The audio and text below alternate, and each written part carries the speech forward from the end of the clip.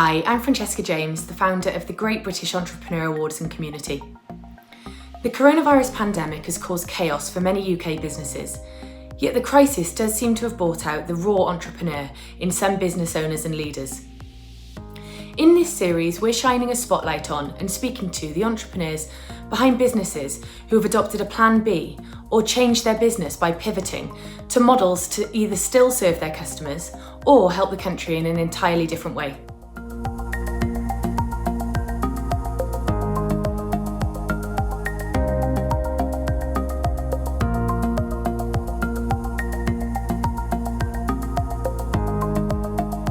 Josh, could you tell me a little bit about your business pre-pandemic?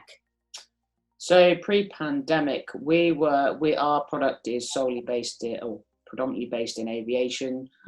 We'd been going about a year with the Easy Travel Seat, a product that enables wheelchair users to be lifted on and off aircraft with a sling rather than being physically manual handled and lifted on and off the aircraft that way. And we were going okay. We had some funding from Easy Group, Stelios. We'd been selling a year. We'd sold into sort of 15 countries. The volume still wasn't quite there for us, but we were starting to sort of make really good momentum going into February and March. We just had a supplier sign on with us in Japan and Australia, and we were in discussions with someone in Sweden, and believe it or not, Canada. And sadly, just as this broke out, everything's just gone completely dead. I mean, we'd sold quite a lot in March within the first week, and then the moment the lockdown happened, we just went completely dead. And I think in the last 3 months, we've only sold like 5 or 6 seats for us, which is obviously not viable. We've been, so that's kind of what we were doing pre-pandemic, really. And I mean, obviously, I know, your business is very much linked to the aviation industry, but not only that, as you said earlier, that the travel seat can be used for other scenarios as well. But with travel and recreation, pretty much nil at the moment. What changes have you had to make to your business, or what changes are you in the process of making?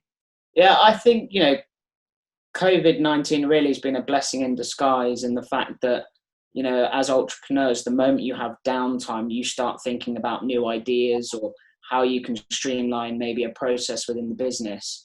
And actually, it's brought us to realize that there's more solutions that we can bring, to the market. And we've got about 4 or 5 other products now that we are working on that isn't solely reliant upon the aviation industry. And so the challenge now is to take where we are, draw a baseline, carry on working in the aviation industry with Easy Travel Seat, absolutely. And as that industry starts to rebuild, Easy Travel Seat will be there for customers to buy and use. But in the short term, we need another plan. And so that's what we've been doing over the last 3 to 4 months is looking at what other products out there that the disabled community could use that would help them in sort of day-to-day life.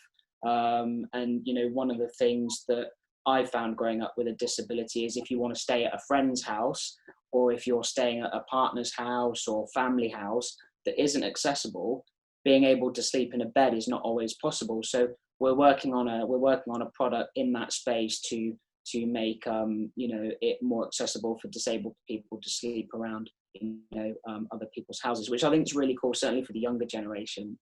The desire to be independent. I think this product will really enable that, which I'm excited to get out in the future. So yeah, it's been a blessing in disguise. But not without its challenges. No, I mean, the challenges from a business point of view, we've had to cut back. We've had to, really restrict, what we were spending our money on in terms of marketing initially until the job retention scheme kicked in. That was really helpful. And I'm grateful for the government for bringing that in. It's clear that they, wanted to support businesses. They've done that. And if it wasn't for that, we would be in a much worse position now. And I'm glad to say that, we are all right now for at least the next 6 months. Which for startups in the entrepreneurial world is a huge amount of time. So I'm just hoping that we can really capitalize on that lifeline that we've been given. Absolutely. And what about the future? I mean, I know that obviously you're hoping to come out of this with a diverse product range. And are you feeling optimistic about the future? I'm always optimistic. I'm never pessimistic. That's always the way I've been. I always look at, problems and try and find the positives in those and make the most of them. And when you look at, if we go to aviation first of all, they've realised the amount of problems that they were having delivering their, passenger or special assistance services, and actually it's now opened a whole world of opportunities within aviation to capitalise on. And so from that perspective, yes, absolutely. Really excited for the next, 2 to 5 to 10 years in aviation, and the role that technology is going to play in improving that. And I hope that in the future, we as a business, will diversify even further to get involved within technology, or support other organisations to make real change. So from that perspective, yes, I think, everybody's getting really excited now to go traveling again, whether it be, regionally, nationally or internationally. And again, the products that we're bringing through, I can see, being really exciting and adding value in that space. So yeah, I'm really, really excited. And I think, as I'm only 27 or turning 27. So I've still got, another good, well, I told my dad I'd retire by the time I'm 40, but I don't think I will. I think I'll keep going until I can't work anymore. But yeah, I think I'm really excited is the synopsis, Fran. Yeah. Spoken like a true entrepreneur. Josh, it's always a pleasure speaking to you, and I really look forward to seeing how your business develops and changes and adapts as we come out of this. Thank you. Thank you.